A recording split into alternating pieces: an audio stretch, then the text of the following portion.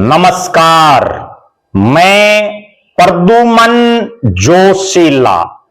अगले कुछ घंटों में स्पष्ट हो जाएगा कि हरियाणा का कौन सा विधायक पार्टी हित में वोटिंग करता है और कौन सा विधायक जनता के हित में वोटिंग करता है।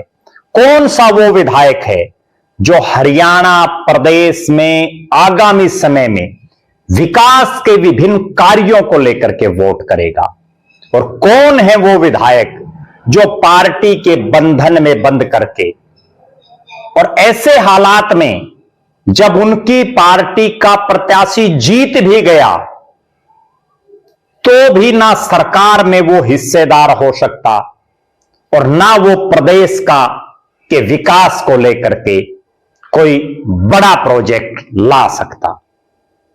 कारण स्पष्ट है, हरियाणा का राज्यसभा चुनाव जिसमें 3 प्रत्याशी चुनावी मैदान में, सबसे ज्यादा चर्चा 2 प्रत्याशियों की, जिनमें एक निर्दलीय प्रत्याशी सतीश नांदल और दूसरे कांग्रेस के करमवीर सिंह बौद्ध।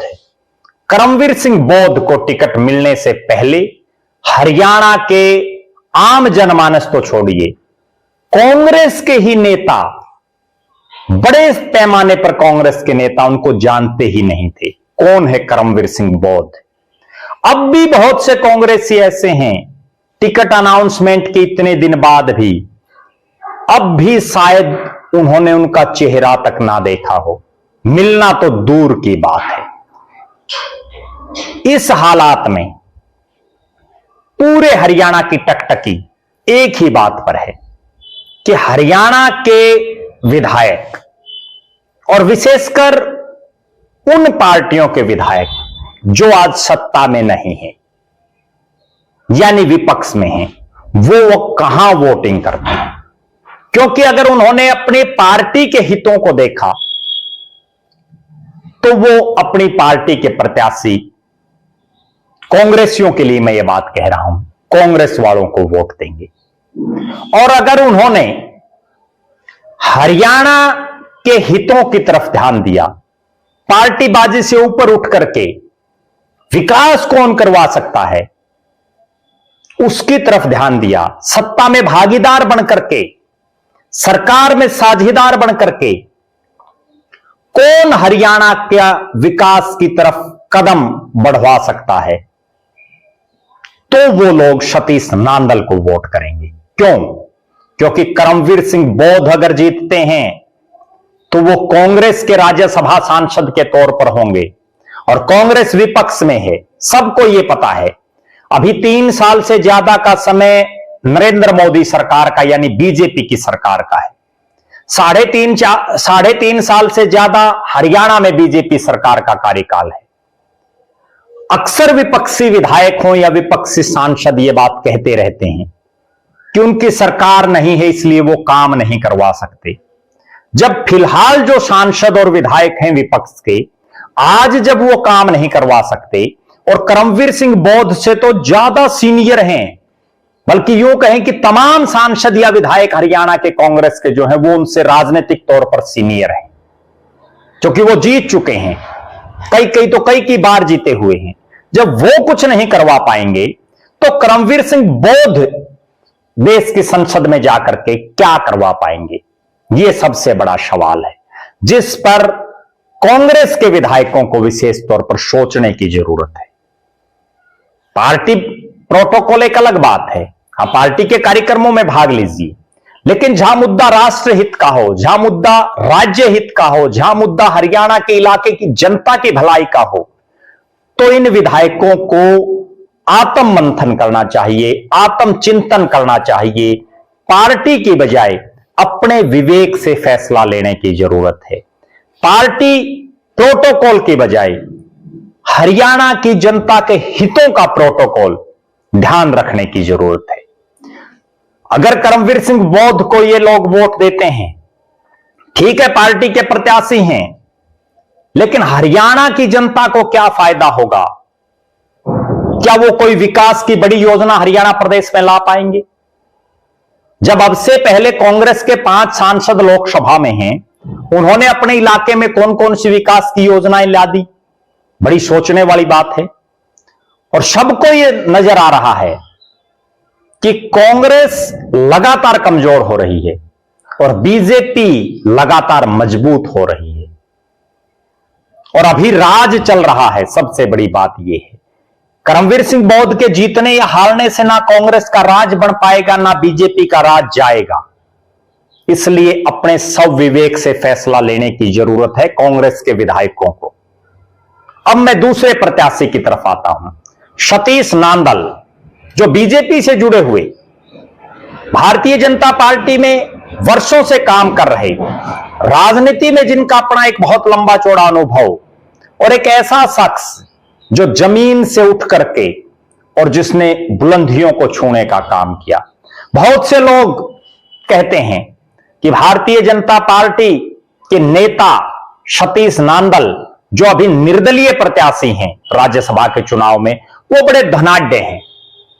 मैंने भी उनके इलाके में बहुत रिसर्च की, बहुत लोगों से चर्चा की, बहुत लोगों के फोन भी आए। एक निचोड़ निकल करके आया जो मैं आपके साथ शेयर कर रहा हूं और इन बातों से आपकी आंखें खुल जाएंगी। सतीश नांदल, जिनके पिता फौजी, और जब वो 6 साल के, लगभग 6 साल की उम्र में सतीश नांदल के पिता का निधन हो गया।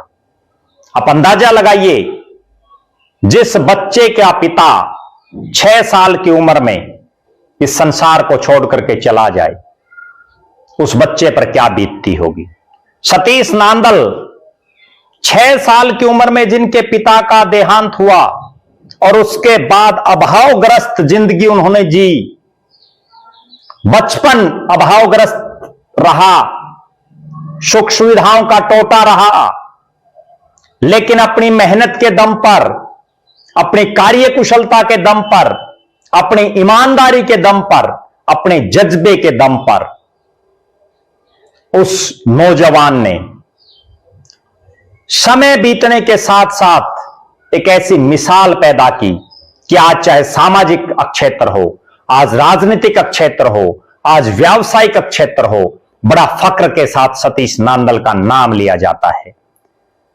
जो शख्स 6 साल की उम्र में अपने पिता के निधन के बाद तमाम तरह की मूलभूत सुविधाओं की कमी के बावजूद अपने संघर्ष के बलबूते पर इतनी ऊंचाइयों को जिसने छुआ, होना तो यह चाहिए कि लोगों को उनसे प्रेरणा लेनी चाहिए, नेता भी उनसे प्रेरणा लें, ना कि टांग खिंचाई करने की बात करें। आज ठीक है, वो अच्छे खासे धनाढ्य लोगों में उनकी गिनती आती है, लेकिन उसके पीछे उनका लंबा संघर्ष भी याद रखना चाहिए और लोगों को भी उनसे प्रेरणा लेनी चाहिए कि किस तरह से एक आम घर का नौजवान अपने संघर्ष के दम पर हर क्षेत्र में, चाहे सामाजिक हो, राजनीतिक हो, व्यावसायिक हो, महारत हासिल किए हुए है। सतीश नांदल को अगर विजयश्री मिलती है इस चुनाव में, तो उसका सीधा सीधा मतलब जनता का हित होगा। कारण सतीश नांदल निर्दलीय प्रत्याशी के तौर पर चुनाव जीतेंगे। देश की सबसे बड़ी पंचायत राज्यसभा, जो उच्च सदन है संसद का, उसमें बैठेंगे, सरकार के साथ हिस्सेदार और साझेदार रहेंगे। तो ना केवल हरियाणा प्रदेश में, बल्कि जहां जहां भी लगेगा वहां वो विकास की बात करेंगे। हरियाणा के अलग अलग इलाकों में किस तरह से विकास कार्य करवाए जाएं, क्योंकि वो खुद एक व्यावसायिक व्यक्तित्व हैं, तो इसलिए उनको उस चीज की भी नॉलेज है। अगर समाज हित, मतलब लोगों का हित, जनता का हित और हरियाणा के हित के लिए विधायक सतीश नांदल को वोटिंग करते हैं, तो उसका फायदा हरियाणा प्रदेश को होगा। कैसे होगा?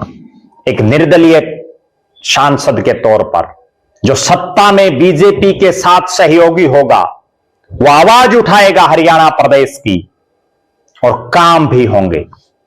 प्रदेश के मुख्यमंत्री नायब सिंह सैनी हों या पूर्व मुख्यमंत्री मनोहर लाल खट्टर साहब, और भारतीय जनता पार्टी का शीर्ष नेतृत्व, उनका आशीर्वाद उनके सिर पर, उनका साथ उनके साथ रहेगा तो निश्चित तौर पर हरियाणा प्रदेश विकास की नई बुलंदियों को छुएगा। अब फैसला विधायकों को करना है कि वो पार्टी हित में फैसला लेते हैं, वो केवल कांग्रेस का हित देखते हैं, या वो हरियाणा प्रदेश की जनता का, हरियाणा प्रदेश का, अपने इलाके का भला देखते हैं। आप दर्शक भी जरूर कमेंट करें, आपकी बेबाक राय जरूर रखें कि सतीश नांदल के जीतने से हरियाणा को कितना फायदा होगा। कांग्रेस के विधायक सब विवेक से फैसला लें या पार्टी के हित में, कांग्रेस के विधायक हरियाणा के जनता के हित में वोटिंग करें या केवल अपनी पार्टी को देखें, जरूर अपनी बेबाक राय रखें। हमारी नजरें हरियाणा प्रदेश की इस राज्यसभा चुनाव पर निरंतर हैं। हर अपडेट से हम आपको रूबरू करवाते रहेंगे। बहुत बहुत धन्यवाद। आपका अपना प्रद्युमन जोशीला।